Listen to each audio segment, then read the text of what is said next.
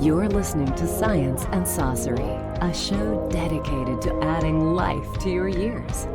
And now your hosts, registered dietitian Juliana Hever and scientist Ray Cronice. Welcome. Hello. I'm excited about today's show. Me too. We have an amazing guest with us today. One of our favorite people. The wonderful Penn Jillette. Man who coined Ray Ray forever. And magically made 100 pounds disappear. Welcome, Penn. Good to have you on today. This is a combination of Penn Sunday School. What is your podcast called? Science and Saucery. Science and Saucery. Exactly. Oh, I see. It's a pun. Get it. Science and Saucery. So we're doing both. And I was hopeful, that we would cover some of the stuff that in all of our conversations that have been electronically recorded that we have not covered before. Yeah. Should that be our goal? I think so. And I think, maybe starting out with a little recap for some people that don't know your story, your story that sort of culminated 5 years ago last week. It's hard to believe. Yeah, right? It actually did. And, I was thinking about this while I was in the shower. And everybody tries to change the story. They try to say you were in the hospital, you got scared and decided to, change your life and save your life and so on. And that's not what happened. Right. I was in the hospital and not particularly scared. Everybody around me was wicked scared, but I wasn't particularly scared. I was in a lot of pain and so on, but it wasn't a defining Damascus moment. It was not a flashbang. And I was going to do exactly what I'd done every other time someone told me to lose weight. And that was, to have a smaller piece of salmon, and maybe a smaller piece of pie. And then I got to talking to you and decided to do the extreme thing. And the extreme thing did not come from fear. The extreme thing came, and not even a challenge, because that makes it too jockey. But the thing came from just deciding that this would be an interesting kind of person to be, So that's where it started 5 years ago, and really does start directly with you. I try to make some sort of other scenario that doesn't have you in it that leads me to this same place. And I'm not saying that's impossible, but I'm just saying I don't have it. Well, we certainly didn't plan it. We didn't plan it. And that night when Alexia and I came in to see the show, I was coming back for everybody else. I was coming back from having just done a 2-week fast. And so I just stopped in to see the show. It was like the night before Thanksgiving or somewhere around that day. And we started having these conversations, and it was really, you were kind of in sort of disbelief. I mean, that night you were kind of joking about me the whole night. We were having fun. That was part of the. I think we should say that we were friends before, because that explains a lot more of the tone. But I think that it had to do with watching all the fat people in the room roll their eyes at you. I think that's important because, and I've made this comparison a lot, but there was a person once that was telling stories about having gone to a swing club. There's a local place where people go to have sex with strangers called the Red Rooster. I don't even know if it's still operating in Vegas, but there was a guy telling stories about he and his girlfriend going to this place. And he was telling all these stories about how these unattractive people were having random sex, and he and his girlfriend were watching and laughing. And I said, when he finished, I said, well, let me get this straight. They were fucking and having fun, and you weren't, and you're the hero of this story? I don't get it. And it was very much that way. There's this guy who is looks really thin and really healthy and is really motivated to take care of himself. And there's a bunch of fat fucks sitting around, and he's the asshole. And it was really that. And it was also, and I don't want to repeat this too much, but it was saying that it was hard. The sentence that I go to is, no one brags about walking up a grassy slope. They brag about climbing Everest. And every other time I tried to lose weight, no, that's not true. There were a couple times I tried a few extreme things, and that was more fun. But most of the time that I tried to lose weight, it was all in what I call the New York Times style. How you can lose weight without changing your lifestyle at all. Right. And I just call that New York Times, not because the New York Times exemplifies it, but just that's what I tend to read. I realize that every piece of media you take in always says, get down to your healthy weight by just adding an almond a day. Right. It's always so ridiculous. Something you won't notice. And having the idea of it being hard, and it seems like this is dime store psychology 101. You're talking to someone who has their own theater in Las Vegas. You don't say to them, here's the lazy way to do something. Right. But I could not see that. I didn't have and I don't think, I find the defining moment was probably not something you did manipulatively, but something you did very honestly when I said, can I get down to 280? And you said, let's get you down to 230. And I said, will that be easy? And you said, no, it'll be really, really hard. But we're going to do it. Technically, it wasn't the first time that I took you on a weight loss plan.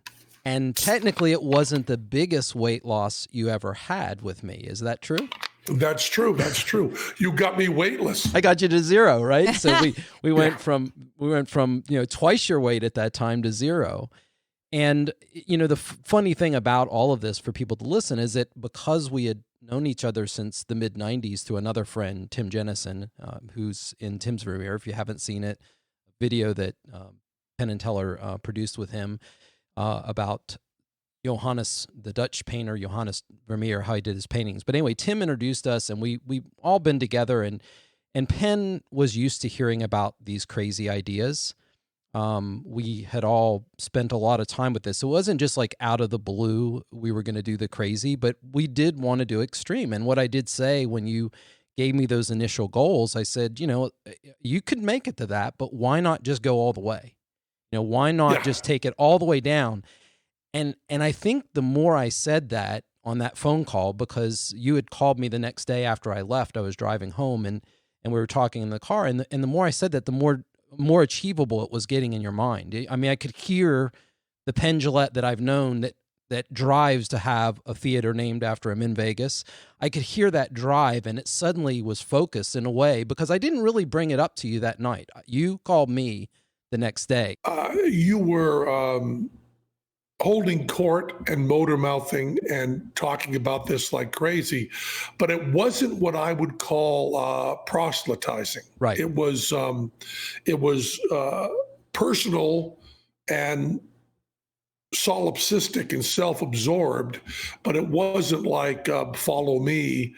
I'm the leader. I can do this. And once again, if you had attempted any manipulation, it is likely that I would have seen through it and bucked against it. It was the fact that you were so first-person singular that allowed me to want to find out more. And it also had to do with the way, if you had not been ridiculed by the other people in the room, ridiculed is not the right word. If they had not been rolling their eyes, right? So at your craziness, we were all in a fun way because we all knew each other except for maybe one or two people. We've known each other for years. Way. Yeah, exactly. Yeah. But I mean, that's a really, really important part of the psychology, I think. Yeah. You know, Penn, it's remarkable that you saw the extremity of it and you were enticed and you did it. And it's remarkable that you lost 100 pounds and it's remarkable that you've kept it off. But what we share, that video that you did with Big Think, describing it, and as crazy as it all sounds, like you conclude that video by saying you still eat the foods that you want to eat. And I think that mindset is so critical and that's extraordinary. So can you talk a little bit about that? Yeah. You know, I always want to remember that the name of this book that I read half of, but there's a book called, I think it's called First Bite, written by, I don't remember her name, but it is a woman. And she sets out to find scientists that she wants one school that say that your desires in food are all habit and cultural, and the other school that says that they are innate. And she fails because she can't find any scientist to say it's innate. Right. This is B. Wilson.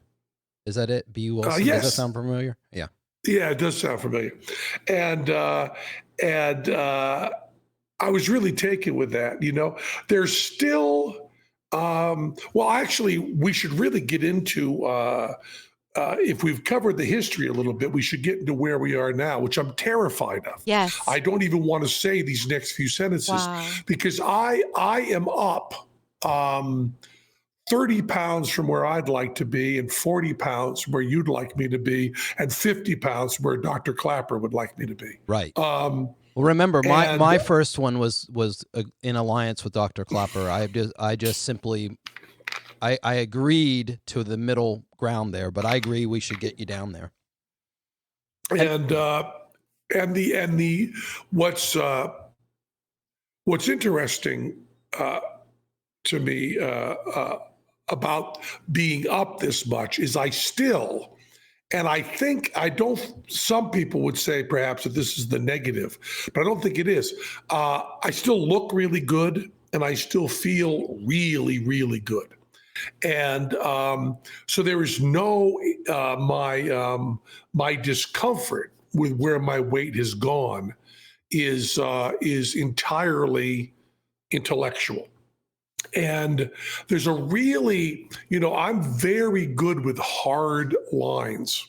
And so never having drank alcohol or had any recreational drugs, that's a really hard line for me. And I never feel what would be considered in any sense temptation. Ever. I mean, there is no amount of drugs or alcohol around me that make me go, hey, maybe I should do this. Now, that doesn't mean there won't be an intellectual decision in a month that turns me into a heroin junkie. I mean, that's not out of the question at all. And certainly Sam Harris, Joe Rogan and Rick Rubin are working very hard to get me to be an acid head. They're working very hard on that. And that is a concerted effort. So I don't know that that's out of the question, but there's no emotional temptation for recreational intoxicants. And the vegan line, which was not drawn at the beginning. The vegan line was not drawn at the beginning at all. Right. I mean, the idea was that once in a while I would have a steak, once in a while I'd have a hamburger. And even saying those sentences now, I have trouble believing it. I have to go back to my notes and see that really was a thing that would be okay with me. And that just gets more and more extreme and more refined. I mean, I used to kind of ignore cookies. Wait, Penn, back up, because that's huge. Sure. Like you were teasing me when I was there last time, or a year ago or so. Tell me how this happened. I don't know. We don't have access to a lot of stuff in our minds. The Buddhist view, or maybe it's not Buddhist, but the Eastern view, that we are riding an elephant. Our conscious decisions, our conscious mind is the person sitting on top of the elephant, and the elephant is actually all of us that makes us make decisions. But the vegan thing has become a self-image.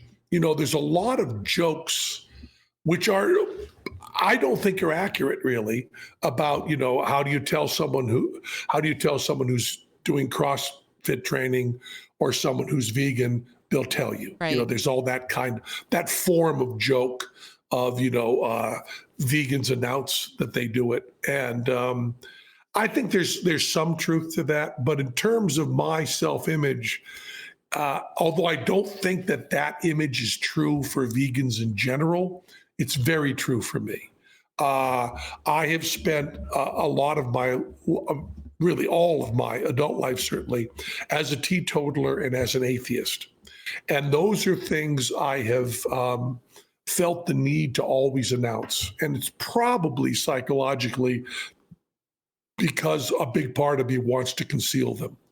So you lead with it. It's swallow the frog. I try to. Yeah, exactly. Although eat you can't swallow, you can't eat the frog now, right? Right. Yeah. Just gently suck on him a little. But as Mark Twain said, eat the frog first. Yeah. I like to get that out of the way. So I'm very used to announcing that, and I'm very comfortable. I'm more comfortable being the weirdo in the room than not.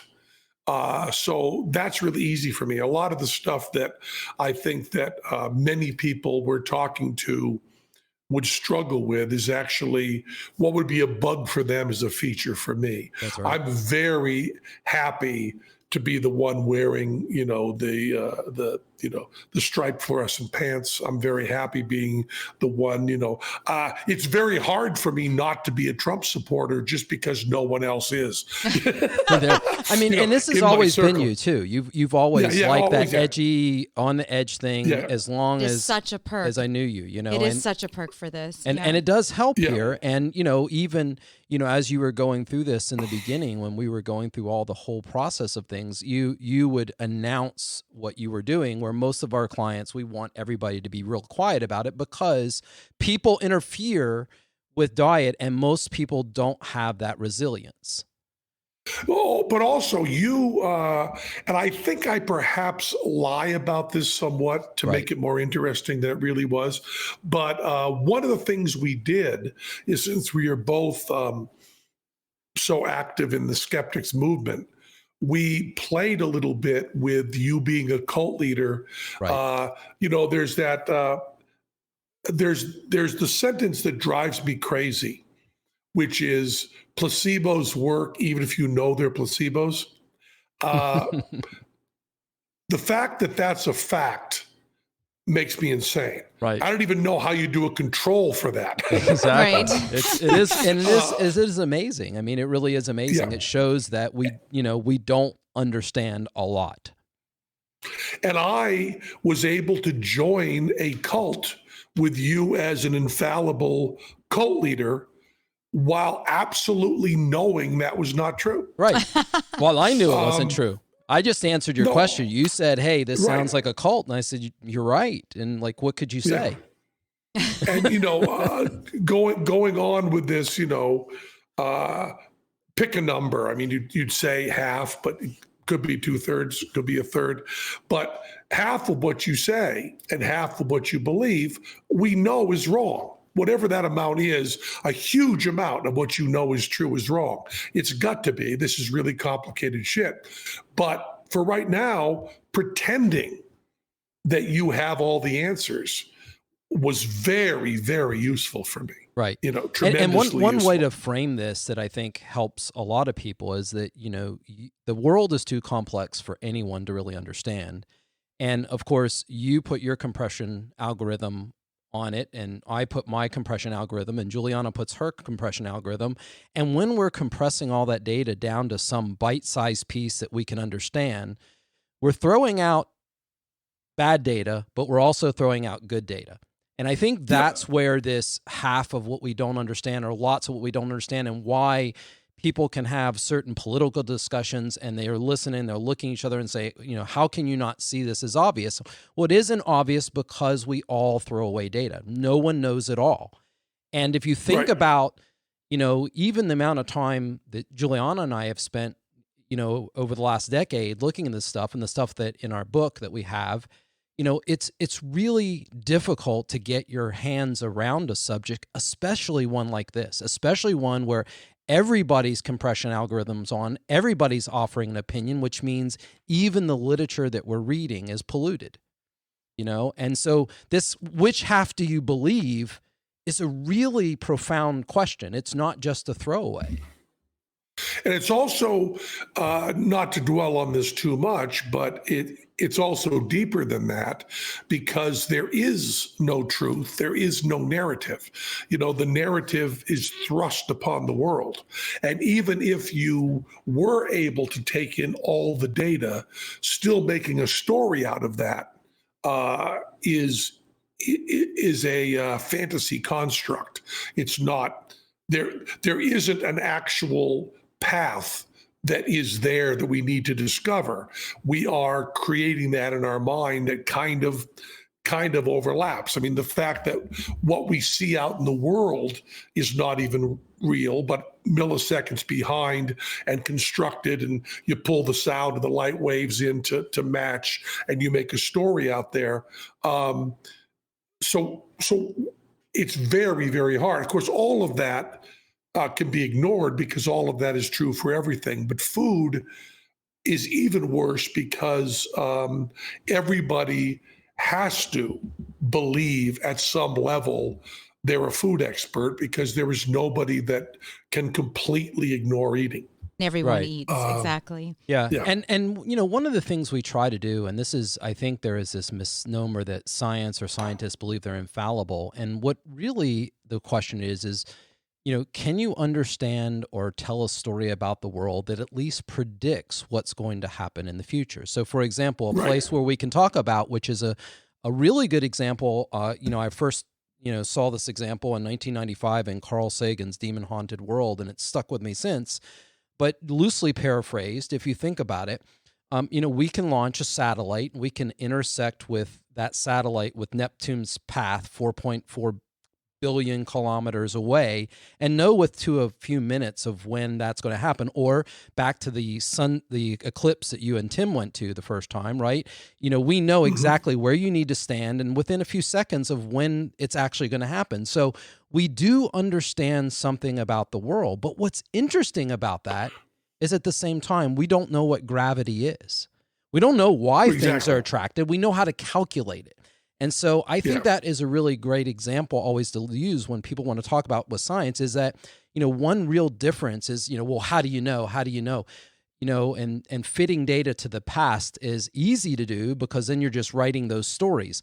But when your explanation of the world can predict future events, then you feel like you're getting closer to something, but that's within the limits of the model that you're calculating, right? You could put more data in there. There could be some other force that we're not taking into account that would make the prediction even better. But I want to say that because the idea that we don't know anything, I mean, we know a lot about the world, but mostly what we're dealing with in day-to-day disagreements are narratives that we've just all created. We've made it up. And what we've done with most of our clients, including you, is to say, okay, if we're going to make up a narrative, let's make up one that actually gets you where you want to go. Let's not use a narrative that's broken. And a lot of your personal narrative already, the part of Penn Jillette that I knew before that day, already that narrative fit this new way of looking at food. It's really interesting that very, very outside of this particular conversation and much bigger, thinking of science as predictive instead of explanatory is really a very good habit to get into, isn't it? Especially when it comes to diet, because we are able to predict what's going to happen with our clients, just even with just the experience, and it's very calculable. And it's nice to have that. So you have that's empowering for someone coming in and not knowing what to expect. Yeah, but I mean, it is interesting that, when you get down to quantum mechanics and so on, if you look for explanation, it's very, very empty. Yes. If you look for prediction, it's very rich and powerful. You know, and that's the difference between Einstein and Feynman, really. Exactly, and we can calculate the yield on an atomic bomb. Like, you really, you know, that stuff has to be true. Like the forces, the atomic forces that are in there that we're releasing, that actually has to be true. And so this was something, and really, if you've not read Demon Haunted World lately, I'll tell you, if you go back and read that from 1995, Carl Sagan predicted so much of the situation in our world in general, but this stuff about science, and a lot of times how we now use the words of science and we celebrate ignorance with it, you know, where people are just trying to tell the story, like you're saying. They're trying to explain things using those terms rather than trying to predict things. And this is where I think the Amazing Randy comes in, because, you know, there's lots of people that can make things look like they're supernatural.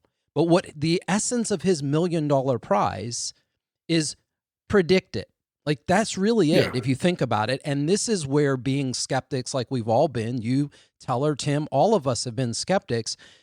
You know, this is why I think that most of our decisions are predicated on, you know, I really want to understand that this has a different kind of truth to it. It may not be absolute truth, but it will result in somewhat the same outcome if we do it over and over.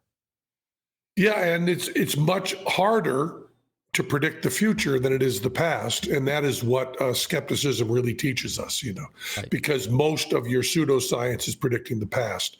I heard the dog bark and then found out that my mother had a heart attack across the planet, but you didn't know that when the dog barked. You only knew that after.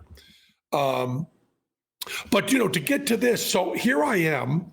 I am 64 years old. I'll be 65 in March, and on my birthday, March 5th, 2020, when I turn 65, I will also have been 5 years, 5 years of Cray Ray.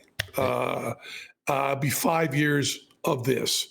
And last year, I was, after fasting a year and 3 months ago, I was down as low as I've been. I was down to 223. And now, as I sit here, I am 262.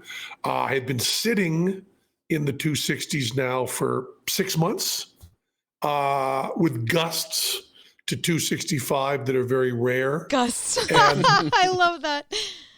And I have dropped down. Now, here's what I find so fascinating. I eat at 5:30, and my wife cooks me a perfect meal right out of your books and Furman's books, and perfect. And then she's also been doing it long enough that she's able to now improvise. But it is precisely what you want. It is no animal products, extremely low salt, no processed food, and extremely, and extremely low oil and so on, fat. And she serves that to me every night, and I eat a huge amount, extraordinary amount, more food than any human being eats. I eat it at one sitting. And then my entire health is based on when I arrive back at my house after doing my show. So I do my show, which you've described as the equivalent of running a 5K I do 2 hours of activity. By the way, we measured your calorimetry while you Yes. were doing nail gun. So I actually have the data on exactly how many calories that is. So I don't have it in front of me, but yes. Yeah, it's a lot. And then I come home, I pack my car in the garage, and I then walk through the kitchen. And one of two things happen. And it happens entirely in clusters, which is the thing that is so mysterious to me. I either walk directly up to my bedroom and read for 2 hours, some of that in the bathtub, meditate, read, and go to sleep. And when I do that, I lose, regardless of what I eat for supper, I lose about 3/4 pound a day. Yep. And sometimes I walk in and that feels impossible. And then what I eat, it does not matter if I eat really good stuff like potatoes or even oatmeal or even hummus or rice or any of that. I will, no matter how much of that I eat, I will top it off with peanut butter or something very fat, like peanut butter, or very salty. And I will do that. And my two choices are that. And the weird thing is, it does not matter what my plan is. It does not matter what I've eaten. I cannot find any variable. So a few weeks ago, I was just coming in and going to bed, and it was really, really easy. And I was tracking my trajectory to when I would be down to 220 by February or something, losing 3/4 pound a day. And then at about 253, magically, I just needed to have something to eat that night, and I went right back up. Now, the other thing that's remarkable is in my way of looking at it, it is not even, there is no gray area. Right. It's binary. I can have after the show, I can have nothing, and my weight goes down really nice. And I can also have an entire jar of Jif peanut butter, Yes. and my weight just stays right at 262. It doesn't even go up. It doesn't. There's no sort of moderation that helps my weight there. It's completely binary. And I cannot find, I read about habit, I read about this and that. I try to not have the food available. I try to just walk by. I try to do this, I try to do that. And I haven't found any sort of thing. And when I was successful, there was also nothing done. When I was skipping eating after the show, there was no willpower required. Right. And that's the part that's so mysterious. It's not like, oh, Jesus, I could just pull myself together. It's not that. It's not being more tired. It's not being more focused on work. It's not being happier. It's not being less happy. It just seems to be something totally mysterious. Right. And it also seems to come in clumps. It is never Monday night I eat after the show, Tuesday night I don't, Wednesday night I eat, Thursday night I eat, Friday night I don't.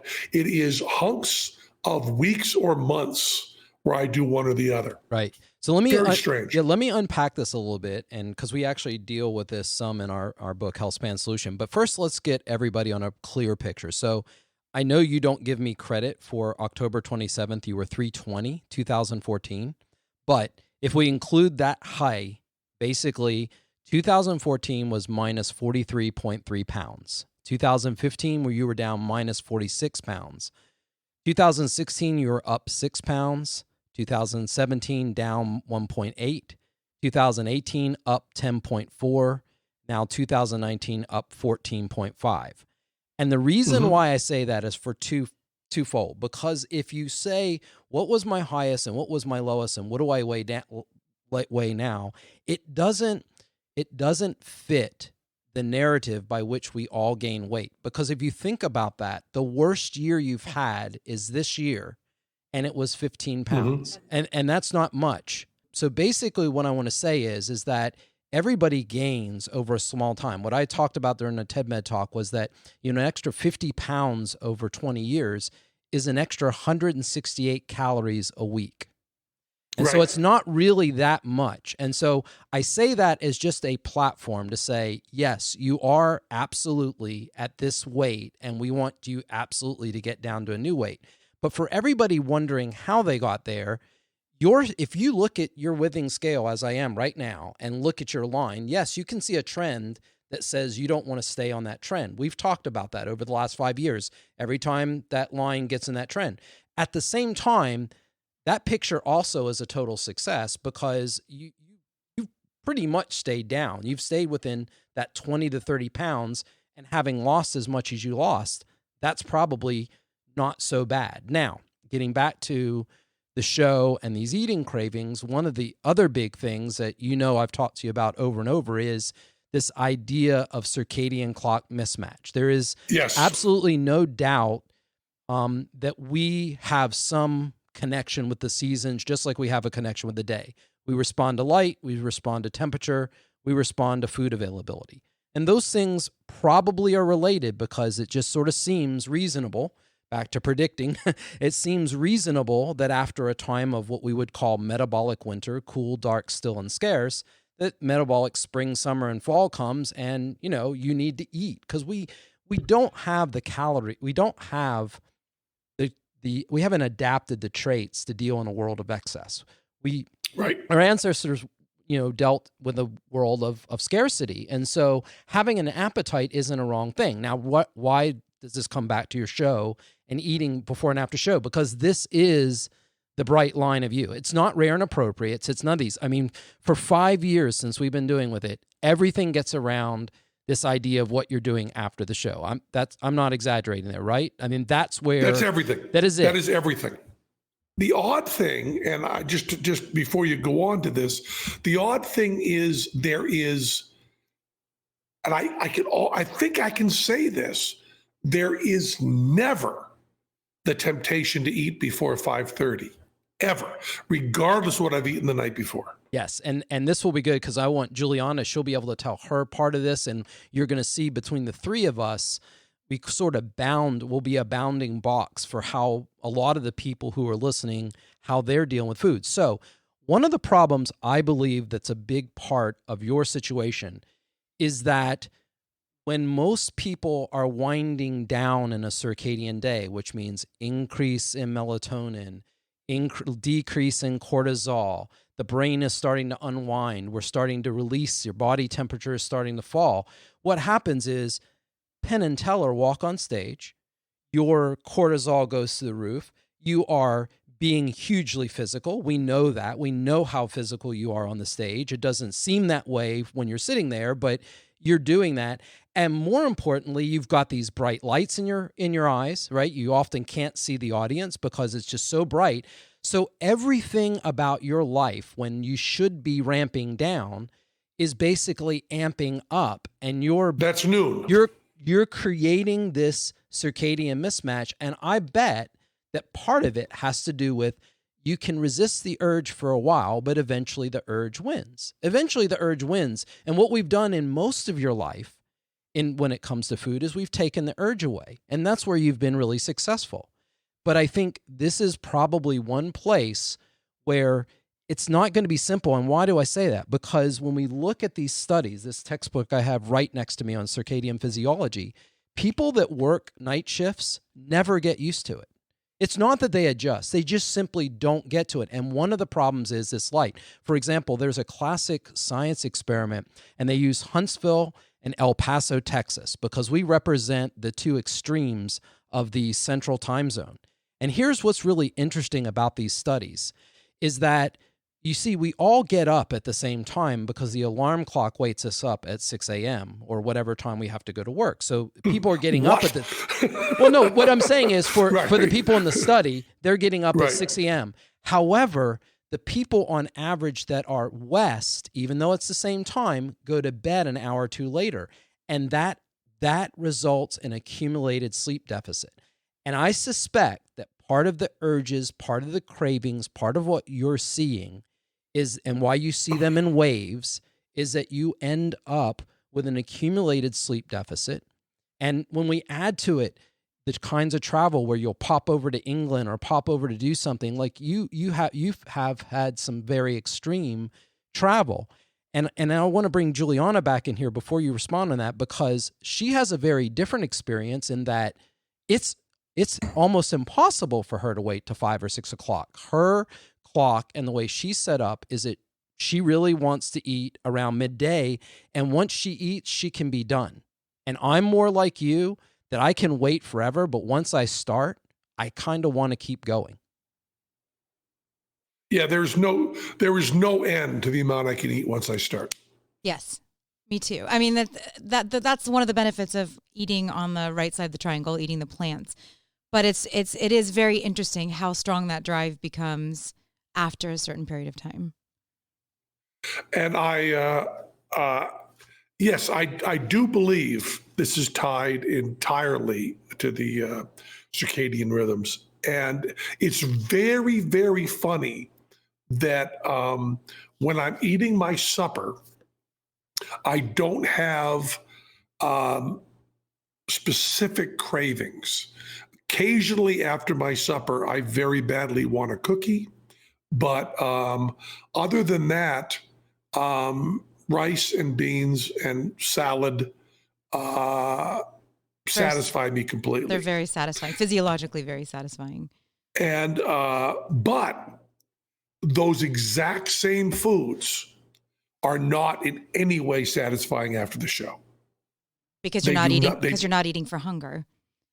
They do nothing. And you can I was just going to say, we're kind of making it up a little bit, but one can imagine that when those, more evolutionary kind of traits dig in, seeking something that is the basic sugar or the basic fat or the basic salt, that's probably not unreasonable. It's not unreasonable that we seek out those more calorie-dense things when those real physiological urges kick in. I mean, isn't this a change you've had with sweets, Juliana? You used to love them. Oh, it's so bizarre. I was like Cookie Monster, Ice Cream Monster. I loved sweets growing up, always loved them. And me and my sister would bake chocolate chip cookies, and we couldn't even get them in the oven. We would eat the dough so fast. And then slowly, when I went to first a vegan diet, and I was just trying to make everything vegan, and this is before all of the products that were on the market that are now available, you had to kind of cook everything from scratch. So I was making like these kind of decadent versions of the animal-based products, vegan cakes and vegan cookies and vegan really intense sweet things. And then interestingly, it started to kind of subside, and I stopped using sugar, and I went to more maple syrup, and then that started to get too sweet. And I got to the point where I have zero interest, and you could say this, Raymond, I have zero interest in eating anything sweet. I would rather have more of my soup or salad or whatever we're eating. Salty, savory is the stuff. It's spicy. I like spicy. You and Penn like spicy too. But you like sweet, don't you? Not really. Not when you come to the sweet of candy. Right. What I want... And if you told me right now, we have a brand new diet we just come up with that you eat 100% peanut butter all the time, I'd be thrilled to pieces. Who would be your who would be your wingman on that diet? Come on, don't hold back. You'd be right there. We've shared a spoon of peanut butter a time or two, have we not? That is an ideal. Right. Ideal food for me. But I sometimes,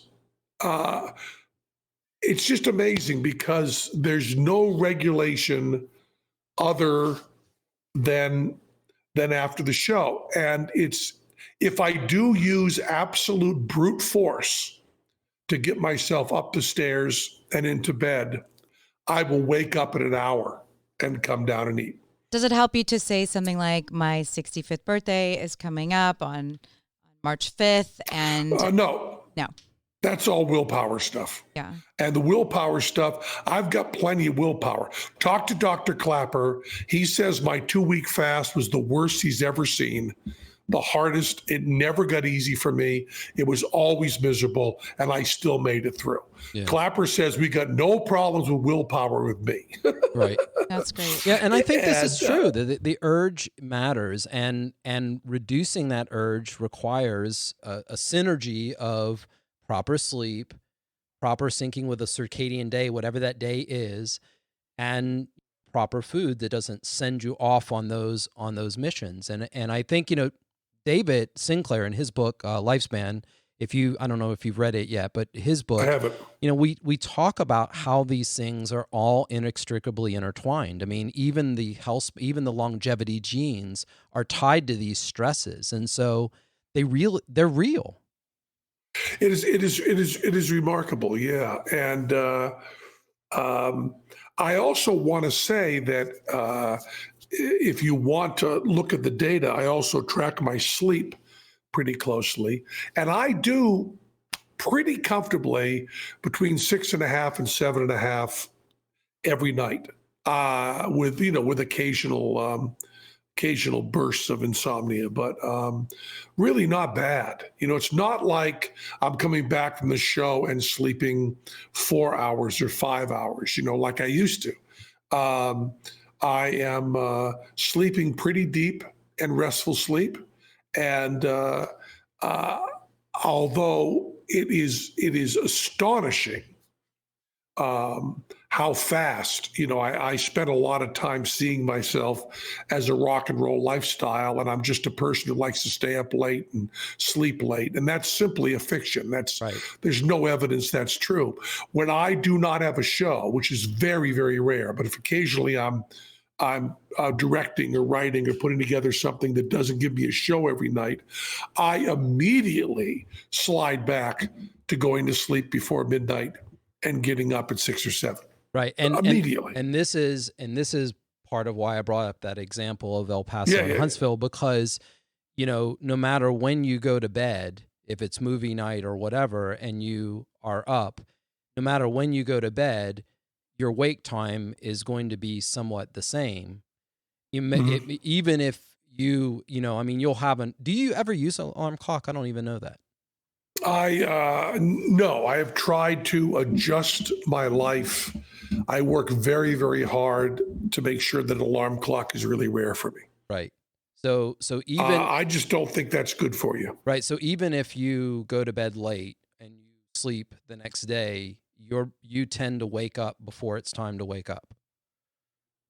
Right. I mean, I structure my day, and now I've stopped.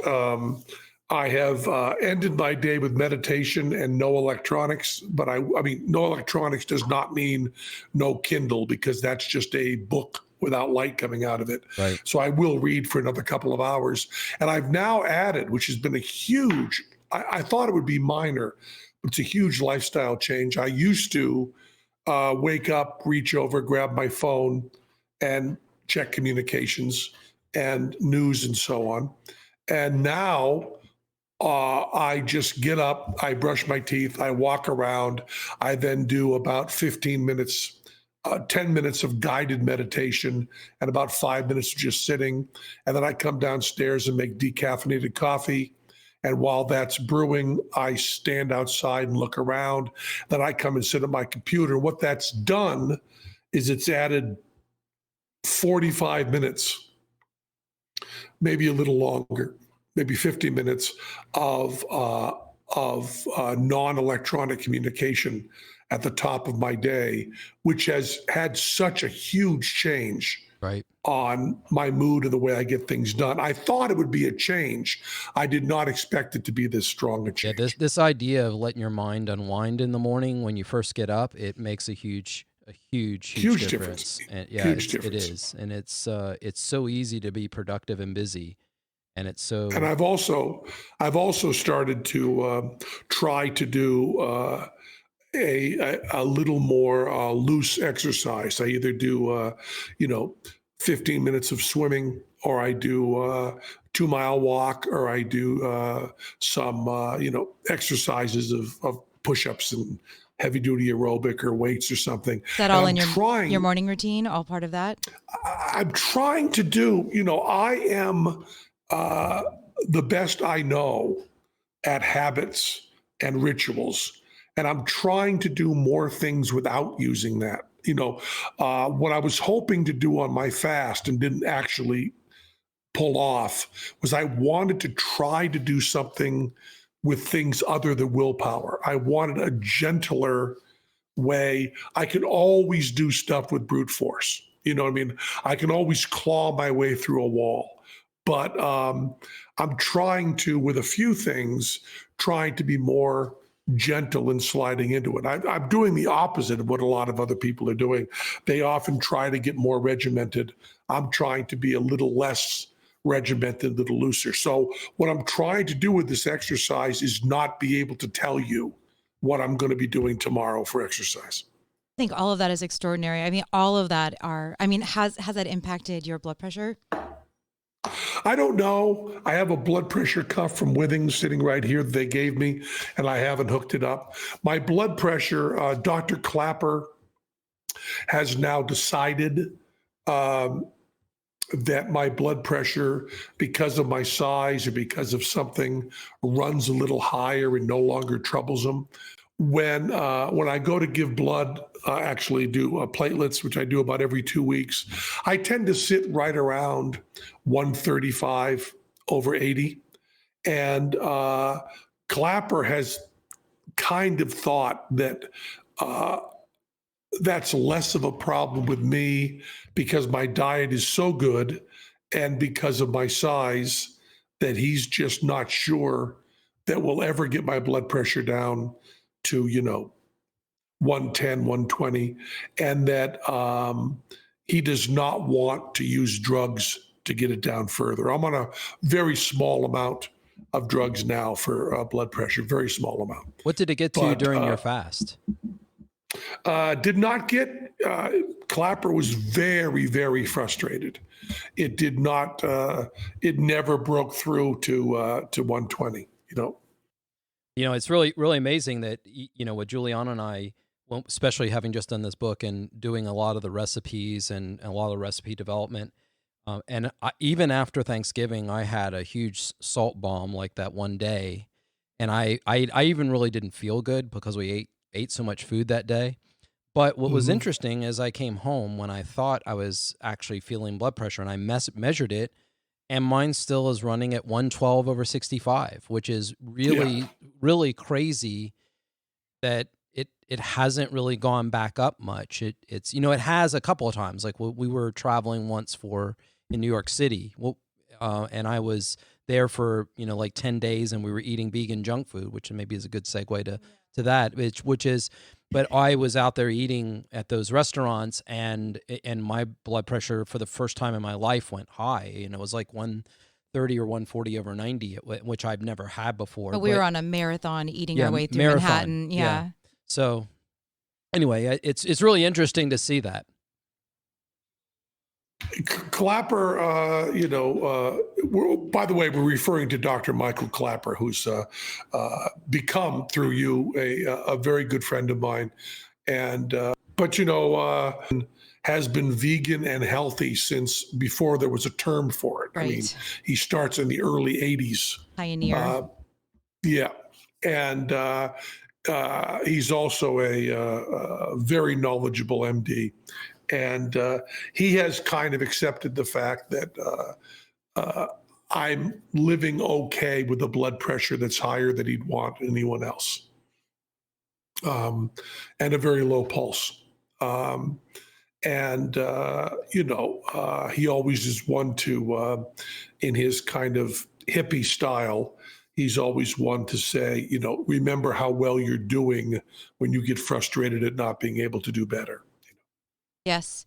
Yes. And all of these new lifestyle decisions you've made and implemented into your life is, all going to support long-term health.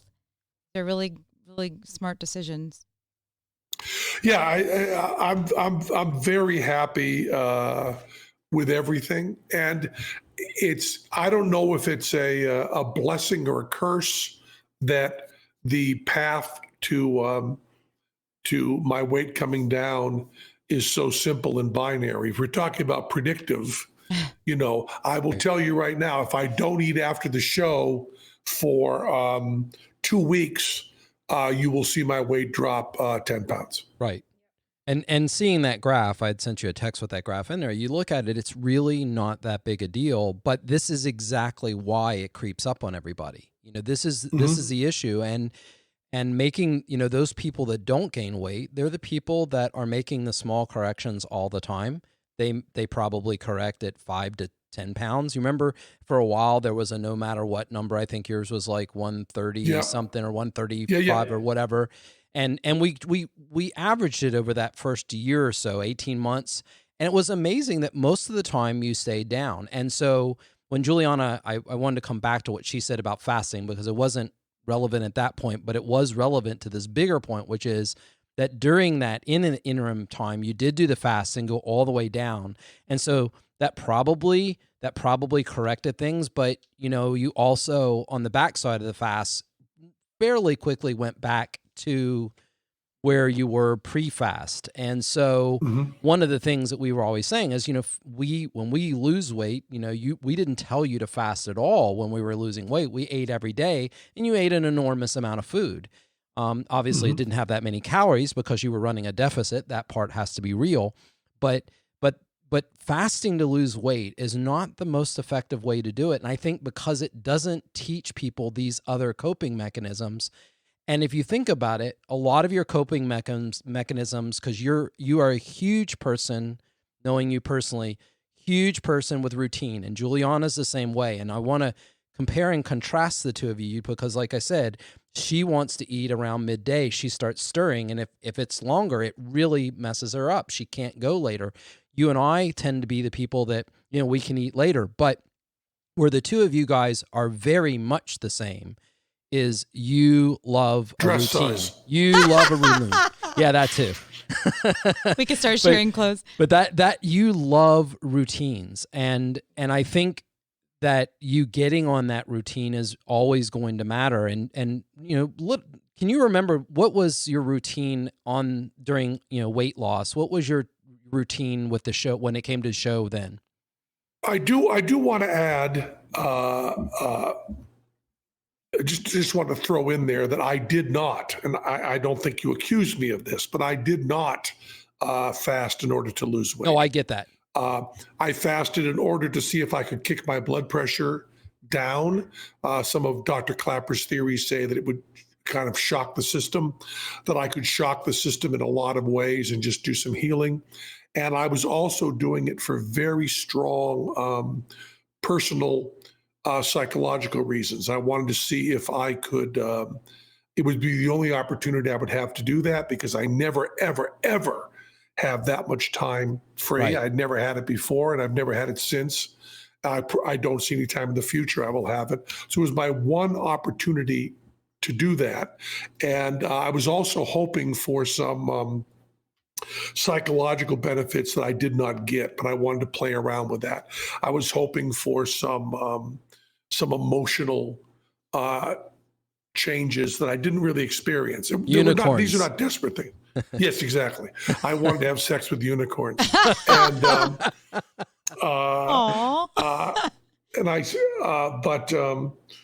so I just wanted to say that parenthetically. Right. My routine while I was losing weight was much less of a routine than after.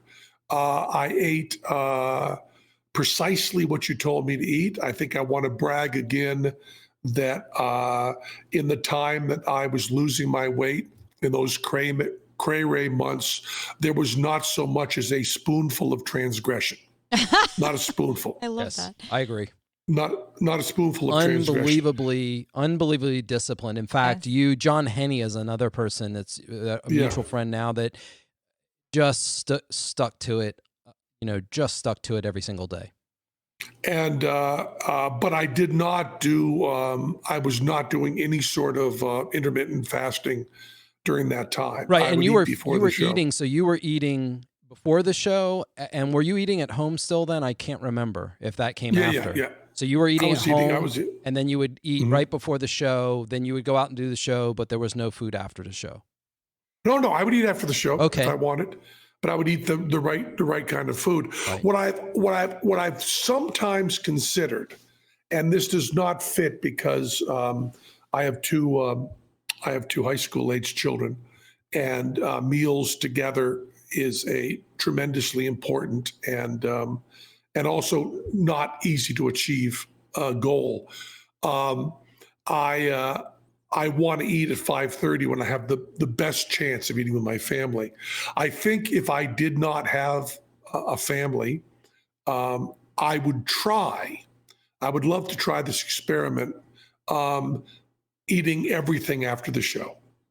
I know this goes against what a lot of people say about eating before you sleep, but I still have this weird feeling that if I ate nothing, finished the show, and then ate my full mega, more than the size and weight of my head meal after the show and went to bed, that I might solve this whole problem. I think that that's possibly true. I would support that idea. I think that you not eating anything for the rest of the day, there are, it goes back and forth in the research about what time of day, it seems to be better to eat early in their day, blah, blah, blah. But again, you've got this completely different circadian, you're fighting your circadian rhythm in this completely different routine that if you had kind of been able to stave it off until after the show, I do believe that could potentially help you. But again, I agree. I too have two about high school age children, and it's like that family meal is so crucial that's something that, you need to embrace right now, probably.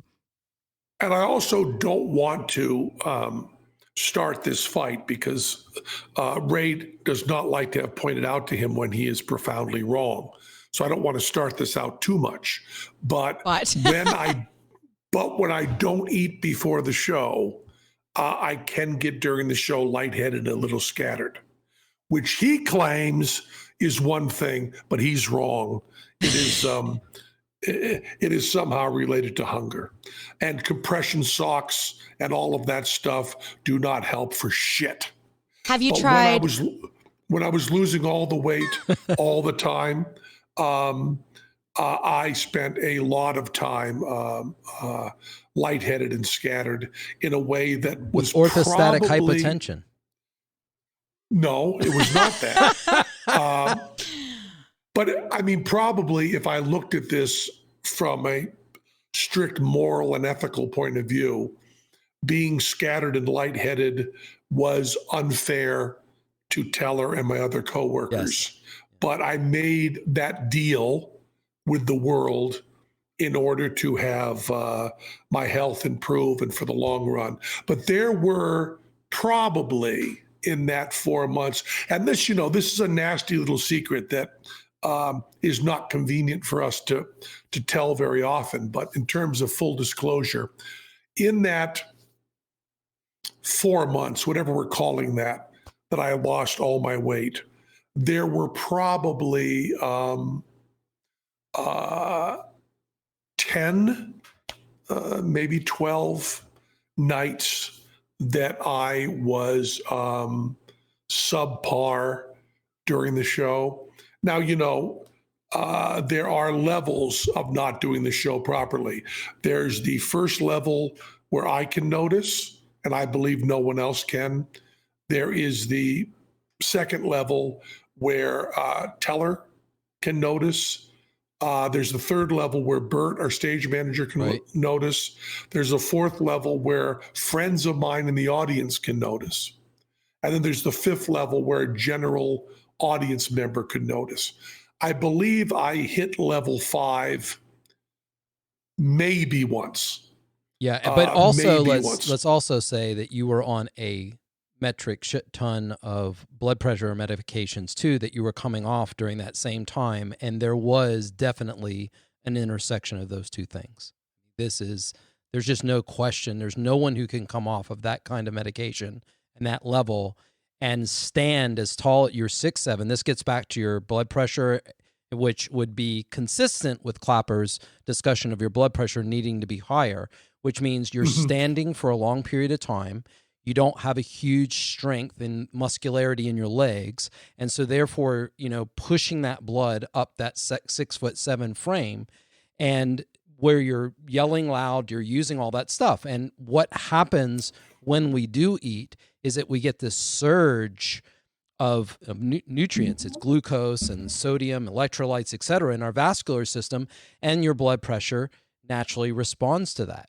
So one of the things that when we talk about the meal in clarity is that absolutely the meal could help you positively with orthostatic hypotension and getting there. But when we looked at what we were doing then, which is you're doing the show and you're coming off the medications at the same time. Because I remember the one time, obviously I'm scared because you know what's going to happen.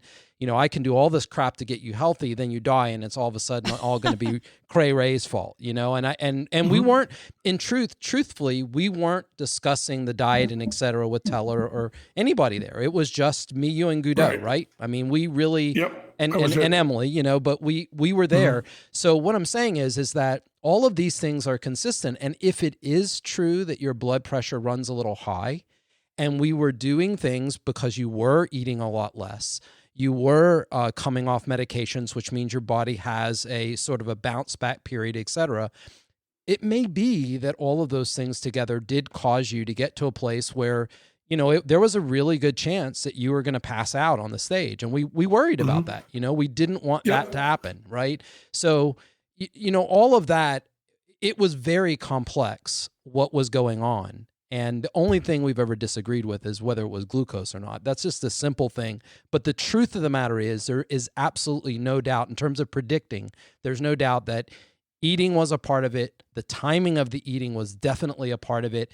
And definitely for whatever reason, either of the explanations, eating always corrected the problem before you did it. So we knew But those I have in the past, I've only done it once, but in the past few months, I did one show without eating before the show. And I was terrified of it. I thought it was irresponsible. I thought it was really irresponsible. And then I did it and it was fine. There's no problem at all. Yeah. So it would be interesting, maybe when my family is gone around Christmas time, I will just see if I can run that experiment and only eat after the show and see what happens there. Right. Because part of the reason is I also don't want to take the time. I do not want to sit down and eat stew and rice and salad. It takes so goddamn long to eat. Whereas to eat a really proper meal can take you 45 minutes. A jar of peanut butter is 23 seconds. Rationalizations, yes. So on that note with kinds of foods, and this is intersects with what Juliana does in her RD practice. Since I aligned more on the ideological side of vegan, and that started to motivate you to eat, do you see any slide or slip in the quality of food because, okay, that's vegan, so it's okay for this other reason? Because this is something, and Juliana can explain more about her side of it, but this is something I'd be curious to know. Oh, yeah. There's no doubt that as vegans become more popular, and as you can get vegan, anything. I was going to say vegan Big Macs to use hyperbole, but I mean, we can just say vegan Whoppers, which you can get. Since that stuff is more available, I go to LA, I can eat at vegan restaurants that are pretty much indistinguishable from the way I ate before, both in terms of visceral enjoyment and in terms of health. Yes. Since that has changed so profoundly, and LA is the capital of that, I believe, in the world. Since that, there is a change because there is a slight halo effect that's detrimental, and that I believe, well, I'm eating I'm eating this vat of fat, but it's not pig fat, so I'm okay. That's exactly right. That's what's happening. I keep saying that in 15 years of teaching plant-based nutrition, this is the first time in the last 2-3 years that I'm having people come to me that have been vegan, that have identical health issues as the meat eaters were coming to me before with, hypertension and high blood cholesterol and high blood sugar, just all these similar issues, obesity, because like we like to say, anything you could eat, I could eat vegan. And it's becoming more and more ubiquitous every year. It's amazing. I never expected this. Dr. Clapper, who straddles both of those worlds beautifully and completely. Dr. Clapper, I think, actually cried when Disney announced that every restaurant in their theme parks would have vegan options.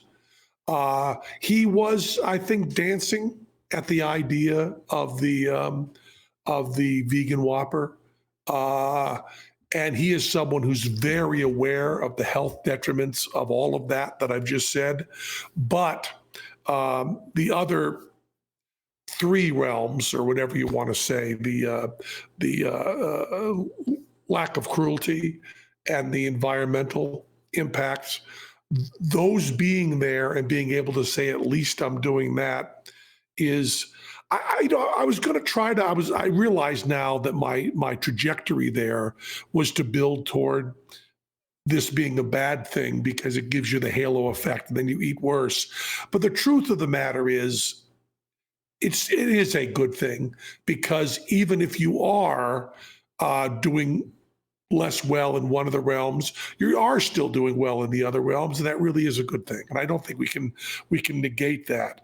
But I agree with you. I agree with you. I think the one concern that I have is that even as a vegan is that what's going to happen in the literature down the line is we're going to see no difference in health benefits between a vegan diet and a meat inclusive diet.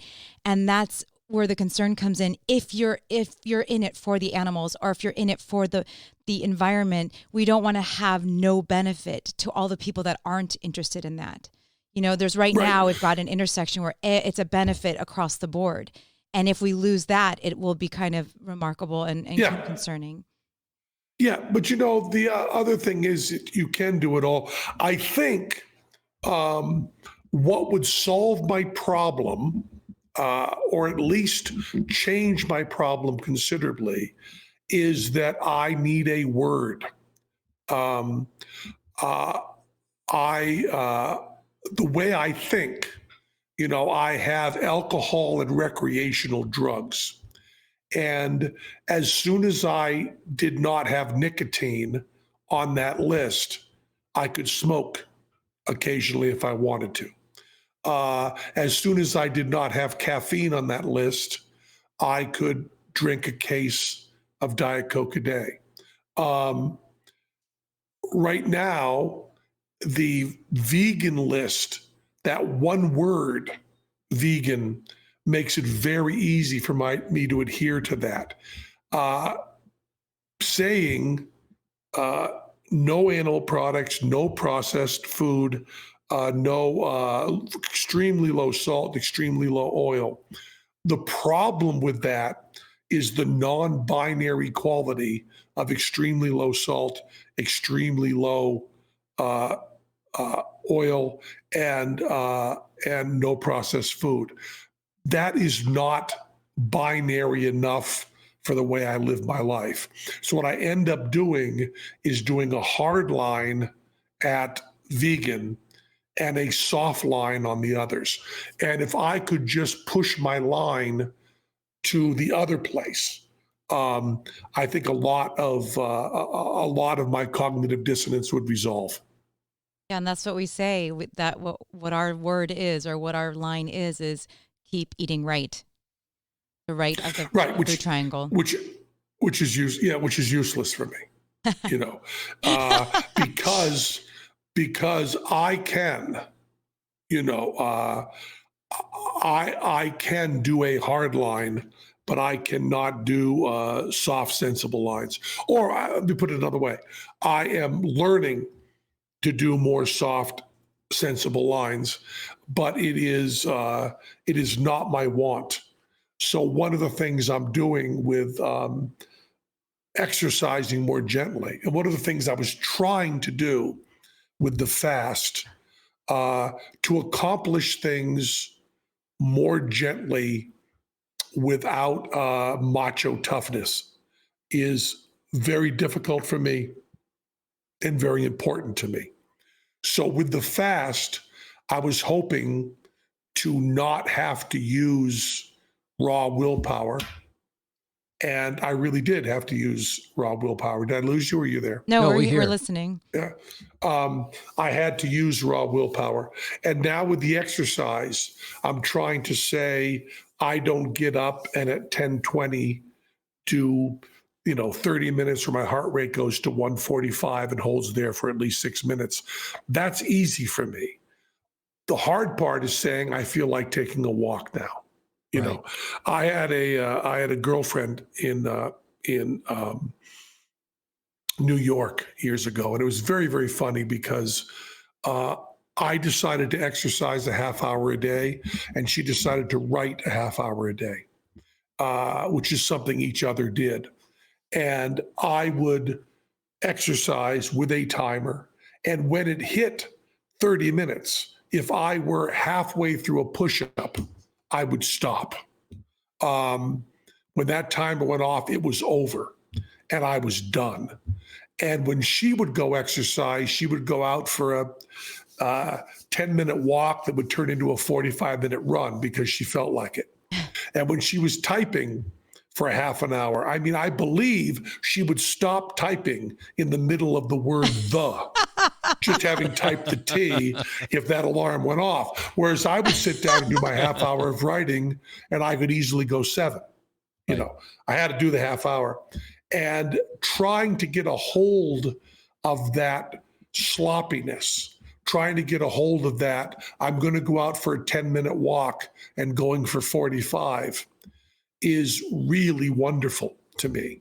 And the idea of getting to a place with food where I can go, well, I'll have this one chip, but I won't eat the whole bag, even though it's vegan, is the gentleness of that, which with meditation, all sorts of stuff, I'm just trying to get away from. I mean, even the way I do peace is macho. And it's always this tough guy shit. And I would like to be able to get myself beyond that and be able to use, instead of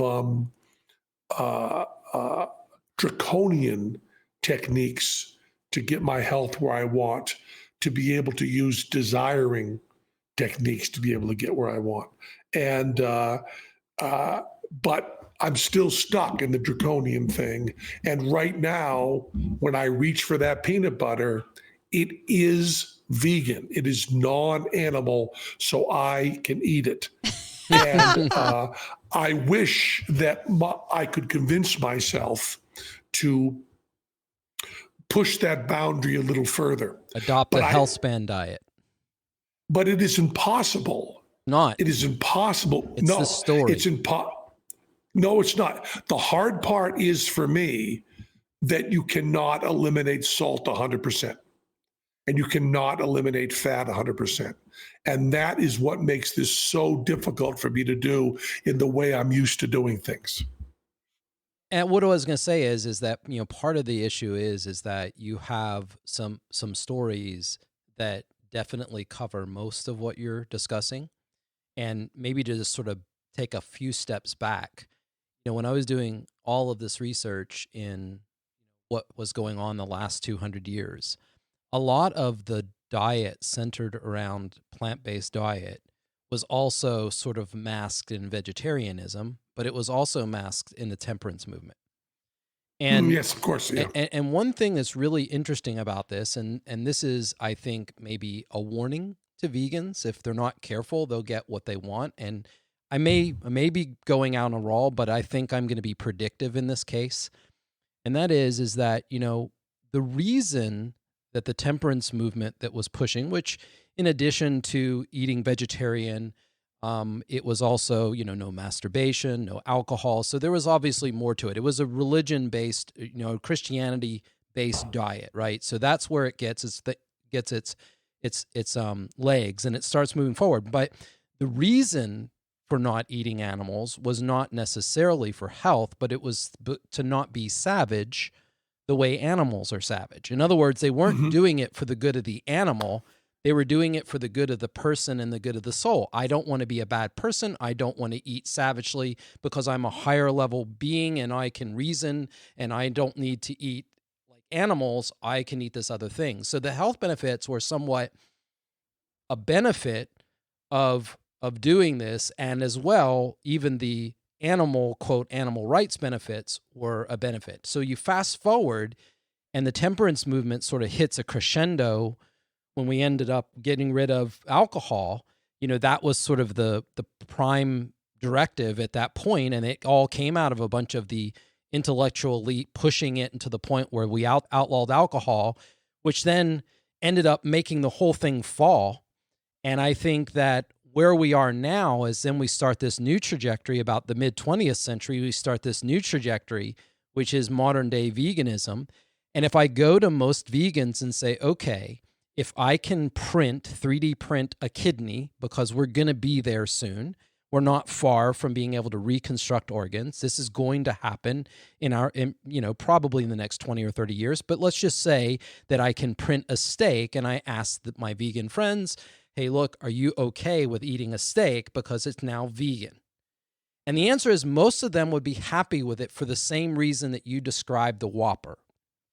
But right. Here is the part that I think is a flaw in that philosophy. Because what that then means is their philosophical underpinning about saying, well, when you were talking about 2 out of 3 ain't bad.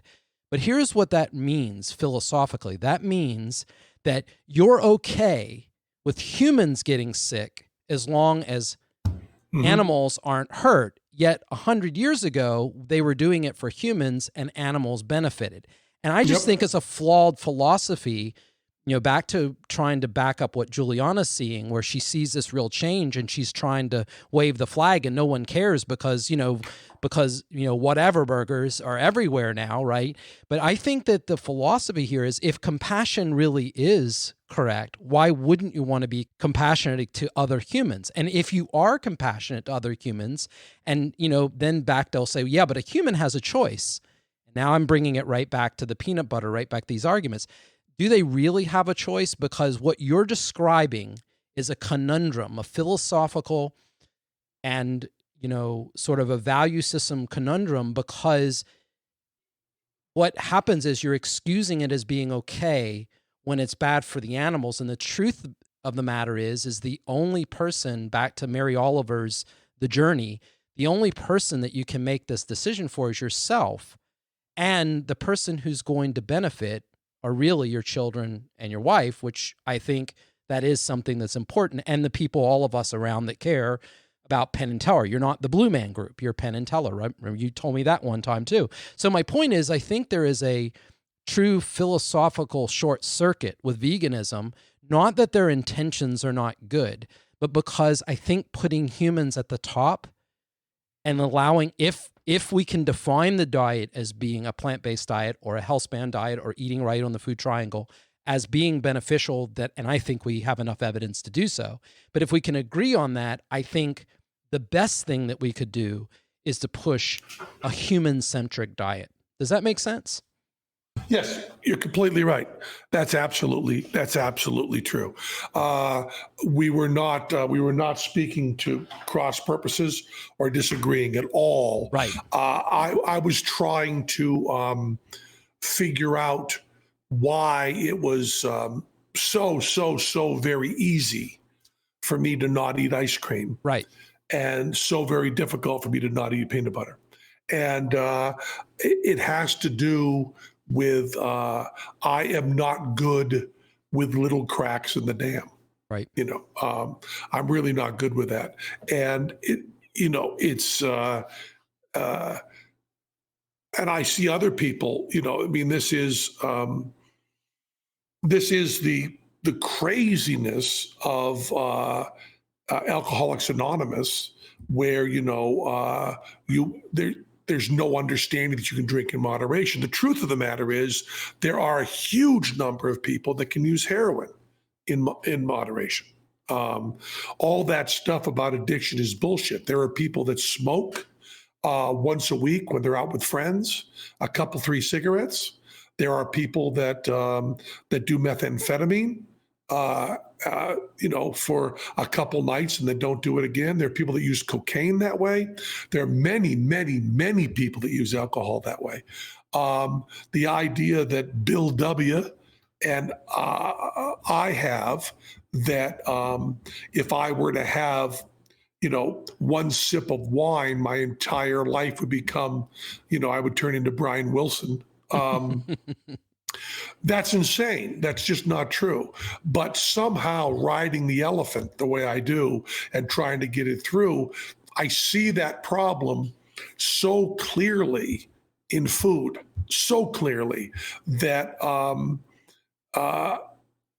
if you said to me, you cannot have even the slightest bit of salt for the rest of your life, I would probably be okay.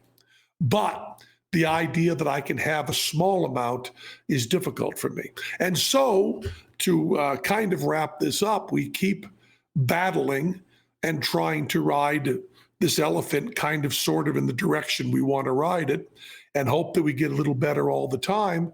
And, 263 is not terrible. It's not the end of the world. It's not destroying myself. It's not irresponsible. It's not awful. But I sure hope I find a way to get down to 222 because that would be really nice. And then you have, of course, Mr. Rogers. Do you know Mr. Rogers' weight? Yes. No. His weight? No. You do? No. You don't know his weight? Oh, this is really important. Mr. Rogers would not allow his weight to vary from 143. He weighed himself every day and kept it exactly at 143 That's for his Joel entire Furman. adult life. Joel Furman. And he kept, but you know why it was 143? No. I love you. Oh my gosh. Are you serious? Wow. I'm Oh, serious, that's yeah. so cute and beautiful. We just saw the movie the other day. That's just so perfect. And it's really fun to think the Aw. man that is riding the elephant was the only guy in the circus that didn't want to ride the elephant. So there's kind of irony there, I think. So, Yes. Well, we hope that all of our recipes, we have a book coming your way, and we hope that all of our recipes will make delicious, amazing kinds of meals. I know Emily loves to cook, and she was a huge part of your success. And so I think that the place where we have to go is find decadent in the things that are okay. And this is back to your berries and those kinds of things. Yeah, but although that's not the problem after the show, the problem is not the decadent. Right. The problem is just that it's that weird kind of thing. Yeah. No, it's not a decision. If it were a decision, I'd be winning.